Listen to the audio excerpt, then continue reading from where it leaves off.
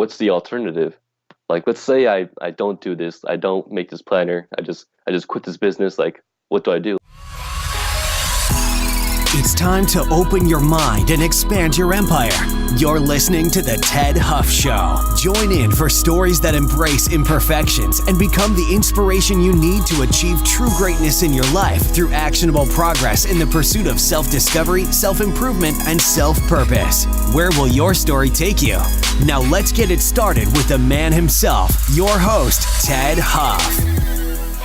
Welcome to episode 24 of The Ted Huff Show.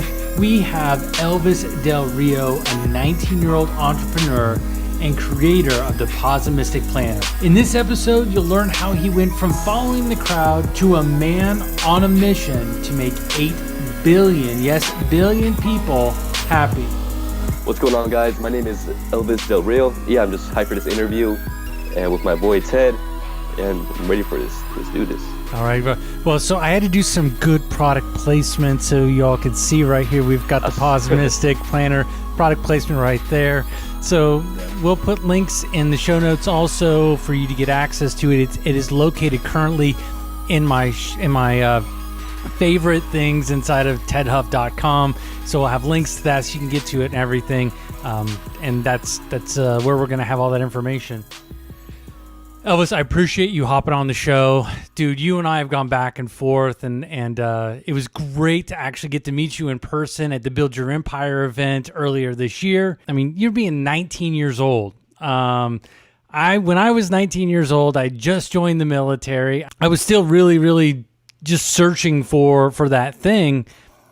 How did you end up deciding, or what drove you towards the Posimistic Planner? The main thing the whole thing, like the reason why I'm doing this is not for the planner, but for my mission. So my mission, I found out that I wanted to change a whole lot of 8 billion people's lives and make them happy. Not really make 8 billion people entrepreneurs, but I want to make 8 billion people just happy, whatever they do, because we need a lot more happy people in this world. And the planner itself is just a tool to help get you to that state of happiness. How I got into this place, the first place, was in high school. I was an introvert. I was one of those nerds that sat in the back of the class, not really into the whole school formal education thing. I just did my own thing. And there was this one day where I saw this advertisement for this dude named Ty Lopez with his Here in My Garage. And it went really viral. Here in my garage, just bought this new Lamborghini here. It's fun to drive up here in the Hollywood Hills. But you know what I like a lot more than materialistic things? Knowledge. And it was one of the most pivoting moments of my life, where it's when I consider this my second birthday of my life. So what happened was I saw this ad the first time, I skipped it, and I regret that decision. But then it came again at home. It was like around like the afternoon time. So I'm like, okay, who is this guy? Why do I keep seeing his ad? So I was like, screw it. Let me just watch more of his videos. And so I did, because the thing that interests me most was because he said he was a millionaire. He dropped out of high school. No, he dropped out of college, and he became a millionaire just by reading books, which caught my attention. From there, it changed my mindset from like a fixed mindset to like right now a growth mindset, Had you been journaling and everything before all of this, or was that something new that just came into your thought or your mindset? I started planning after I watched Ty Lopez's ad. So before then, dude, I didn't do anything, just play video games, Call of Duty. I was a big gamer, and that was I knew, like, I don't know when, I wasn't conscious about it, but I knew like deep down I needed to change this, and I needed to like do something better with my life. And after watching Ty's ad and his knowledge, I just started planning my day, organizing my thoughts, and from there, man, it was crazy. One of the reasons why I really wanted to have you on is because there are a lot of young people, young and old. I'm not even going to go down that route. Young and old that are looking at like, I've had this idea for so long. I've really I really want to do something. I want to help other people. I want to figure out how I can take what I feel and what I know and help other people. What would you say was like, other than Ty, and I mean that dude's got some content that'll get you mesmerized, but other than Ty and all that stuff, but what was that first step for you to decide, you know what, I want to do a planner? What was that thought process for you to decide I want to help give somebody a framework? And that's really what the Posimistic Planner is. It's a framework to drive your mindset throughout the day. What really got you into that? This whole Posimistic Planner thing is actually not my first business venture. It's actually like my fifth. And, crazy. All right, whoa. So it's 19th. not your first, it's your fifth. Let's roll back a little bit. So what was your first venture then? Okay, yeah. So my first ever venture was in high school senior year, and it was social media marketing for local how to say, like, the phone repair shops. And from there, it never really took off. I only was in social media marketing for 3 months. I saw that there's other ways to do, like, to make money online. So that brought me to my second business venture, was Amazon FBA. 9 months later, I did like total of, I think it was two products, which were also failures. Like, I'm grateful like that happened, because or else I wouldn't be here, So afterwards, I was like, you know what? So I have to ask, what were the products that you decided before that, like, hey, this is what I'm going to do? Was it like a fidget spinner? I mean, what kind of products did you decide to do? Dude, yeah, I love this, man. Also the reason why, like, I'm on this new Posimistic Planner venture, this wasn't mostly for the money. This is mostly because of my passion. I love journaling type products and, like, making stuff better. So I didn't start making this planner for the money. I did this for, like, I saw that there was no other planners who had my system. Before then, the past 4 business ventures were completely money orientated. I was in a scarcity mindset where I needed to, like, make money really quick. And so I credit that for my failures. I was so wrapped up in, like, okay, I need to make this work. I need to make this amount of money, not really caring about the end customer. That was, like, the biggest hurdle, like the biggest pullback that really moved me forward. I'm grateful for that. So the products were really cheap and, like, from China. Like, they were like okay, let me just reveal, like, one product for anyone listening. Come on, man. That's what we're trying to find. I'm just curious. I want to understand, what that product was. Yeah. So my first ever product was some, how to say, like, tissue paper pom-poms for, like, parties. And the thing was, on the research tool that said it was okay, low competition, high sales, it turns out that people don't buy them from any other supplier. I don't know, from any other seller. They buy them from, like, high quality sellers. Me starting out, I had no credibility. My store didn't have anything, no sales at all. So I was, out competition, man. Like, so when somebody searched in party poof or whatever it was, right? It wasn't coming to the top of the Amazon search list. You were down a way, so you weren't getting that visibility. Is that kind of what was going on? Cool. Right. And I would have honestly stuck with it, but my only motivation was to make money, which isn't the best motivation for that. So that's why I decided to move on to my next one, which was letterboards. And the same thing happened, man. Like, I thought, okay, you know what? Letterboards. What are letterboards? It's like one of those wooden letterboards where you put them on the wall, and, like, there's, like, individual where you white stick letters. the little white letters in the little grooves. Yeah. Those are the ones, man. And the thing is, the same thing happened, man. Like, okay, I thought the reason my pom-poms failed was because, it was a bad product. When in reality, no, it was just my lack of work, and I needed to put more work and more effort into my listing. And the same thing happened with the letterboards again.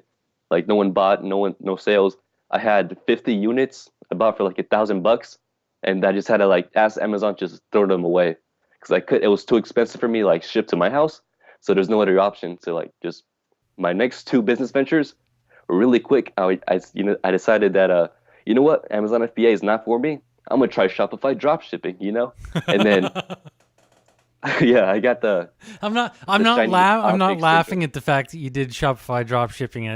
I laugh because that happens a lot. It's either people don't do well on Amazon FBA, so they jump over to the drop shipping with Shopify, or it's the other way around. They don't do as well on Shopify as they thought they would, so they jump over to FBA. And that was my reason for the little bit of a chuckle there. I understand. For my next ventures, like they were the same thing. I did two stores, which were for like just the trending for trending products, which did not go well for me again. I got no sales on my first store, which I forget what it was. But yeah, it was like a general store for all my Shopify dropshippers out there listening, and I was selling this ab cruncher for like where you put it on your abs, and it was supposed to do like all the work for you, which me, like I've been working out for like a couple of years now. Like I know that you don't get abs that way. Like you get abs by going in the gym and like doing crunches and all that stuff. But I felt, how to say like I didn't feel good selling this to people, knowing that it wasn't going to work for them, which it's just like a bad feeling to have, selling something. The level of integrity you had around yourself and that product just didn't match up, is what it sounds like. Yeah, bingo, right there. And that's what happened, man. I just quit. I just uninstalled the Shopify plan for like a couple months. I came back to like, you know what? The reason why this Shopify store quit was because I wasn't niche down. So the next store was a niche store, and I sold nothing, to be honest, because I started the next niche store after the planner idea, which was like a kind of conflicting because I was gonna focus on my planner, but I got another store, so I knew something was wrong, so I needed to like quit one. So I just quit Shopify dropshipping, which was my fourth venture, and just moved on to my fifth, which is now the Posimistic planner. Where did you get your inspiration for the layout of the Posimistic planner, and kind of walk us through the thought process of how you laid it out and why you laid it out that way? I'm gonna take you back to like the first idea when this whole thing came up. So it was sorry for that. It was 2017 December 11th. I remember the day too, which is important. And I was in Mexico with my family, and I was there with no Wi-Fi, no cleaning utensils and all that stuff. So it was like a small shed with my grandpa and stuff. So I was just sitting there with the planner I brought from USA, which was someone else's who I never used, but I wanted to test it out over there in my trip. So over there, the first night comes around, I open up the planner, I try answering the questions that it had, but from there, like I felt like it wasn't helping me. Like it didn't have anything to do with anything. It was just, hey, let me just include the schedule, the priorities for tomorrow, and it felt uneven. Like it felt like it was forced. Like they had to like put stuff in, like some filler, and it didn't feel good. So I opened up my journal, like this blank sketch pad, and I was like, okay, what can I do if I want to make something close to this? So that's what I did. From that night and like the whole trip on Mexico for like 2 weeks, I was sketching ideas like what to include in the planner and like how it's going to look like and all the details. And then when I got home, that's when the magic began. I got to my laptop, I got to my Adobe editing software. I was like, okay, you know what? I'm going to spend 8 hours from 11 a.m. It's from 11 p.m. to 8 a.m. at night, just editing the sections and whatnot. And then the other sections you see on the planner right now, the one you have right now, is the version 1. I got a version 1.0. I haven't upgraded to 2.0 yet. yeah. And what you see in there is like all my favorite sections from all the planners I've used. So little backtrack, I've been using like a lot of systems since 2016 about planners, and I just took like my favorite parts from each and every one. It's like this planner, right, which you see right there. So it's January 2018, about a year ago from today. and it's going good. I finished my first section, my first PDF of the planner, but it's all filled out, and I'm just waiting. What do I do next? And I knew I needed to like find a supplier, but for like the first couple 6 months, I couldn't do anything, mostly because I was low on money and resources. So it was like a whole trip from February to July. I couldn't do anything. I was just working at Amazon, part-time job, and then from there, I was like saving money to get there, and to get the first copy ever in August, which was the Posimistic version 1, which is like on my prototype in the living room over there, and it was amazing, man. There's a photo on Instagram of me like in excitement, like holding the planner like this. I was like so excited. It's like a newborn child, Like it's like 9 months to deliver. I had it in my hands, and it was a crazy experience. You and I have talked a lot, and you're big on the inspirational. I don't like to call it motivational, but the inspirational quotes. How did you Yeah. go? How did you go about picking the ones to put in there? Shoot, man, the quotes. I'm really big on inspirational quotes because I believe like the best knowledge comes like when it's shortened and like easy to remember and like a rhyme thing, I'm going to break this down in two. What is your favorite quote from version 1.0, and what's your favorite quote from 2.0? My favorite quote from the first version: "To get what you want, you have to deserve what you want," and that's like my favorite quote of all time. From the 2.0, my favorite quote had to be the one I included by myself. Life is not like a Mario game. It's gonna take more than 3 tries to defeat Bowser or to get success. I used to think like, okay, after my third Shopify dropshipping store, I'm finally gonna reach success, But it's not true, It's not. This life isn't a video game. I mean, obviously with the Posimistic Planner, I mean, it lays it out in daily, weekly, and monthly, and then quarterly as well. And you've got those layouts in there, and they're nice to keep you on track and keep you kind of moving forward and track your progress. But I can imagine that there's a couple days in there where you're looking at it and you're just frustrated, you're overwhelmed, and you're like, man, I got more stuff to put in here than there's room for, and I just don't feel like putting anything in here at all because I just don't. So what would you say the thing that you typically do when you start to feel that overwhelm or just struggling to make your thoughts succinct enough to put into the planner? What do you do to kind of bring yourself back to home? I've actually had that happen to me like once in 2019, and I remember what I did was not really focusing like what filling all the questions, but mostly like describing like how I felt that day. So there's like this specific section where I just put like, okay, in the section that says what needs work, I just said, I don't feel motivated today, and I don't know why, but I know that tomorrow will be better.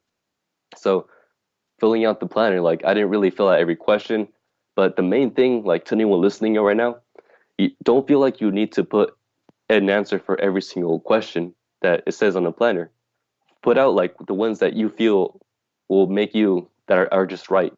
And mostly like the 5-minute version of like the whole planner would be like just focus on like today's wins and like what's the one thing you can do tomorrow that will be productive. That's like the quickest reflection method that I used to do. The thing I loved about the way you put that is it isn't what can I do right now, it's what can I prepare to do tomorrow.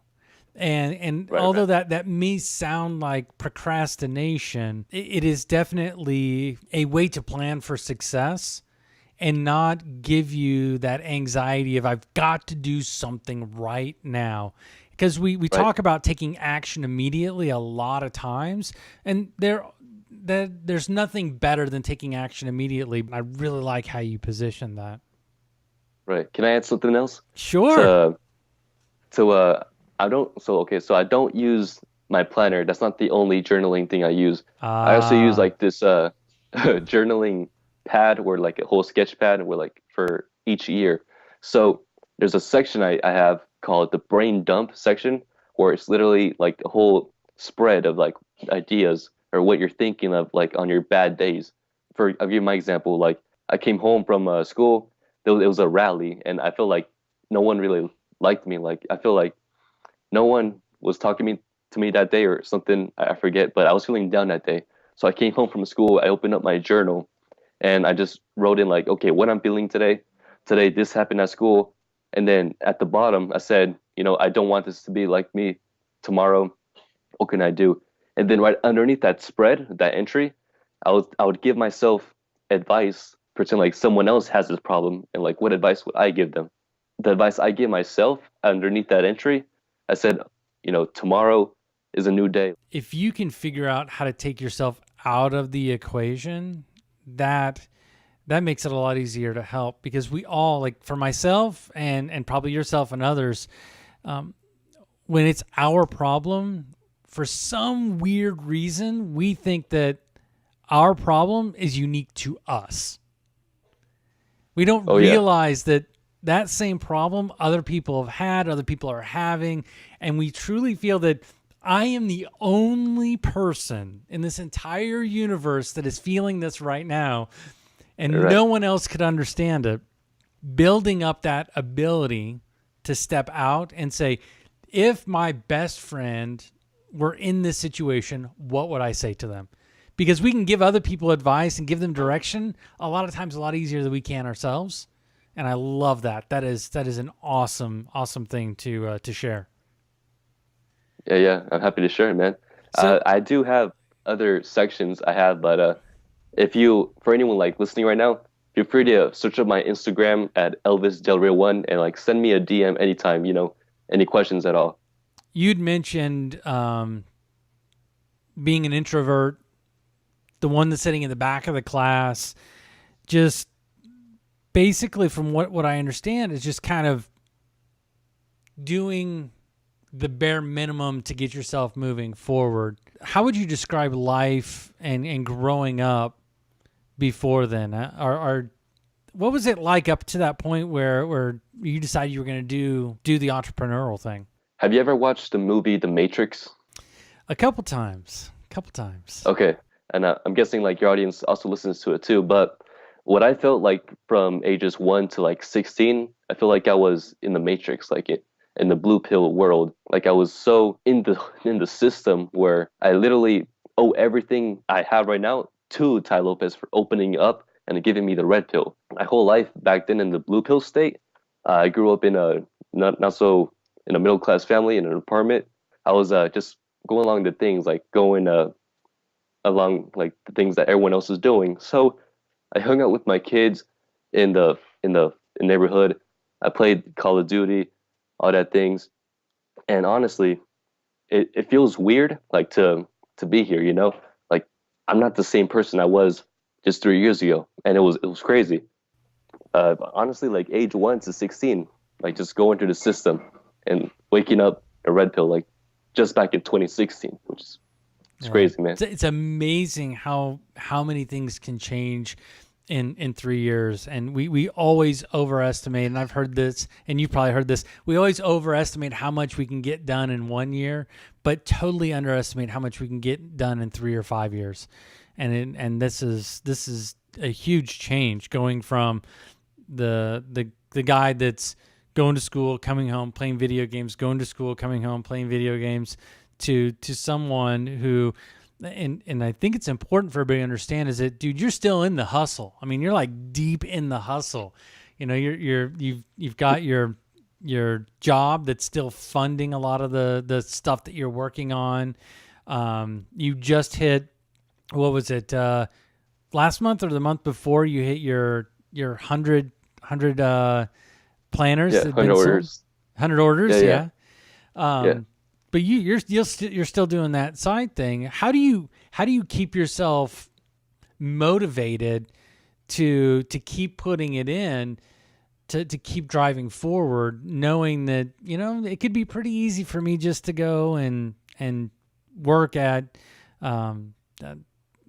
somewhere else and just kind of just sit back and chill. How do you stay motivated to keep pushing forward? What's the alternative? Like, let's say I don't do this, I don't make this planner, I just quit this business. Like, what do I do? Like, do I just go back working my whole life like at a job at this one single place in this warehouse? Like, I don't think that's the best choice for me. Like, I've seen people kill themselves like just working full-time jobs like 100 hours a week, and just like something that's not really fulfilling their dreams. So I've seen that, and I don't want to be like 80 years old and like with regret, like thinking like, okay, I wish I would have done this. I wish I would have made this planner. So I just did it. Like, Right. and that's what I did. So the main thing was regret, and like there's no other alternative for me. Like, I could have. I would honestly just be playing video games right now, like some dead end friends, like being toxic, gossiping over like Twitter and everything. And that's, I knew that's not what I wanted to do. So I just did whatever I could. I just put my headphones on 24/7, put positivity in my ears, some Gary V, entrepreneurs on YouTube. And that's what you got to do if you're listening to this right now. As humans, we're like machines, and you get to program yourself like with things you put in. So with the input, you get the output. So if people put input like, alcohol, their output would be like, addiction and so forth. So we all have those days where we just want to throw in the towel. We want to say, forget it, no more. And I think you may have hit on it already, but I want to be very, very crystal clear for the viewers and the listeners, because I want to give them something to move forward with. So what things do you do to get yourself out of that, I don't give anything? Yeah. Like, I do have those days, and I'm sure other entrepreneurs have those days too, where like they feel unmotivated and like no energy. And so what I do personally is just continue doing like whatever that is until the next day, because the next day I know I'll just reset and be back. So some days I'm like, okay, let me just watch some movies and some nostalgia from like young TV shows. And I would just do that for like the rest of the day, because I know tomorrow I'll reset. But I do want to document it and see like why this happened. So that's where the journaling method comes in. There we go. And I just write in like what happened today, like what I've done. And so I write in like, how do I feel? What problem am I having? Like, I feel unmotivated. I feel sick. Like, documenting is huge. Like, so you learn why you wouldn't do it in the future. And that's huge. So yeah, a brain dump is huge. Write down like in a spread, a piece of paper, like whatever you're feeling, and then underneath it, put yourself in someone else's shoes. What would your solution be to that person? Okay. And then it shouldn't take that long, honestly. But it's a really good method, 100%. So you've talked about journaling. You've talked about stepping out of yourself and looking at it from a third person perspective. You've talked about listening to positive information, motivation, and inspirational things to help you move yourself forward. Is there anything that you have done, whether it be a belief, a behavior, or habit recently, like say within the last year or so, that you've started doing that has taken your vision to that next level? That's a really good question. I do have one for like the past 3 years, which is working out. But you want the real sauce. You want the for last year, man. And that's because really good question. Dude, that's when really everything has made the big change. And I wanted to understand, what have you been doing to really drive that exponential growth that you've had? I'll say I'm gonna give you two answers. So the thing is, like, before I was in that blue pill state, the main thing that motivated me to work on myself was getting a haircut. As simple as it sounds, but getting a haircut makes you accountable for yourself. Like, if you have a haircut, that will mean you're gonna have to wake up every morning and prepare yourself and just work on yourself, which is something small, but it's huge in the long run. And so that was huge for me, getting a haircut. Because once I got a haircut, I started working out. And then once I started working out, I started listening to positivity and motivation.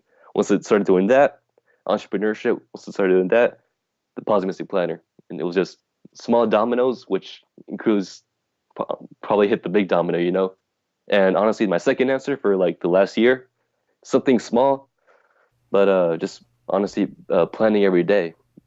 Small plug, but the planner, honestly. Just, That's all right, brother. That's all right. yeah. So I I mean, mean, yeah.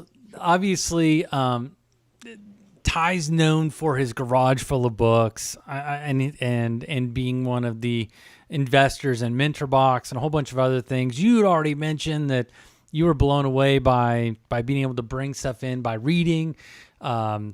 There are pictures of you all over Instagram with books and everything in the background. What would you say has been the most impactful book that you've read to date, and why? To date, man, shoot, I've read a lot of books, man, and That's they why are really good books. I'm throwing that one at you, man, because that one's a hard one. If you read a lot of books, it's a hard one to answer. So most of my books I have like over 150 books in my living room bookshelf, and I'm gonna just give you like the most cliche answer, and it's How to Win Friends and Influence People. Like, everyone says this is their favorite book and all that stuff, but honestly, if you're just starting out, like focusing on people is like the main thing, because whatever you want in life, someone has it. Like, it's a person. You think like this big corporation is gonna give you this job, when it was just an employer who's a person who's just like you. And if you learn people skills, you know how to charm them up, you're probably going to get whatever you want in life. So that's the main book, How to Win Friends and Influence People by Dale Carnegie. All right, all right. So because someone else has already said that on the show, let's go to a number two. I knew it. See, it's cliche, right? Well, Because it's yeah, not that it's cliche. I mean, it is an yeah, amazing book. Like my yeah, daughter, who is 15, I had her read that book, and it opened her eyes to how people view things. And that book, everybody, if you haven't read it, you need to get it. You need to read it. It will change your perspective on everything. But right. Elvis, come on, man, give me something else, something obscure. Yeah, that's why you got me on this call, man. That's what I'm here for, bro. Yeah, and honestly, man, my second book, which honestly you can't really top the first one, but another different book would be what's it called? Expert Secrets by Russell Brunson, which probably someone already knows about it. So let me just give you a third book, which is 30days.com by Russell Brunson again, which is mostly towards online education on online entrepreneurship. No, those are great books. I've had the chance to read them as well. I mean, you've covered a bunch of action items, so I mean, it almost is redundant for me to ask this question, but I wanna distill it all down, give it into three bite-sized chunks for people. What are three things that they can do right now after they finish listening or watching the show that they can do to take their life, their business, or their relationships to the next level? Just the other day, like a high school friend of mine, who I've been going for high school for like my whole life and before high school, gave me a call the other day and saying, "Hey Elvis, I've been following you for like, your whole life, and I've seen your growth like from school into now where you are right now." And he was wondering like how he can take the same path as I did. And so I gave him like the same tips I'm about to give you right now. All right. Oh yeah, I like this. I like this. All right, come on, man. If you're not following Gary Vee on Instagram, YouTube, and anything else, you gotta follow him ASAP, because that's the main meat and potatoes of what you're gonna learn. So number one thing, follow Gary Vee on everything and listen to everything he says. All right, so number two would be to start educating yourself, like for self-education, which is the books and stuff. And the good thing about 2019 is where you don't even need to read books anymore. Like what I'm doing right now is I just go on YouTube videos with my certain problem and I just type it in and I get my solution. Number three, man, self-awareness. Like know yourself more, like learning more about yourself. Journaling is really good. That's how you get introspective and learning more about your strengths. Taking quizzes online, finding more about yourself, because you are the only person like you're ever going to care about. And that's just like biological or something like that. We have a selfish gene where like we value ourselves the most before anyone else, and it's not selfish. That's like biology or anything. So self-awareness, self-education, and follow Gary Vee. right after this. Yeah, and it's interesting that you mentioned the self-awareness and coming back to that journaling. We hear that a lot, and that's something that I struggle with myself, is being able to do the journaling, because I I look at it, I'm like, dude, I feel so silly writing what I'm thinking down, because what I'm thinking, no rational human being would be thinking. No rational human being would be thinking this. So why would I write it down and make it like open for everybody to know? For some reason, I think that if I write it down, then everybody knows what I'm thinking. But that's a huge thing. And how did you bring yourself to being able to just to write it down? Did you feel like some of the same things that I was just talking about? Mostly not recently, because once you like get over the fact that people don't care about what you do or what you have, once you get over that self-limiting belief, then life gets easier, man. Like, you start removing all your insecurities, because no one really cares how your hair looks or what you have going on in your life. Because there's a good saying that says, don't tell people your problems, because 90% of them don't care and 10% of them are glad you had them. And it's crazy. And it's true, actually. And what I've noticed mostly for me is when I meet new people at events and seminars, I focus on like how they are and how they act and how they say and their personality type. Did they bring good energy?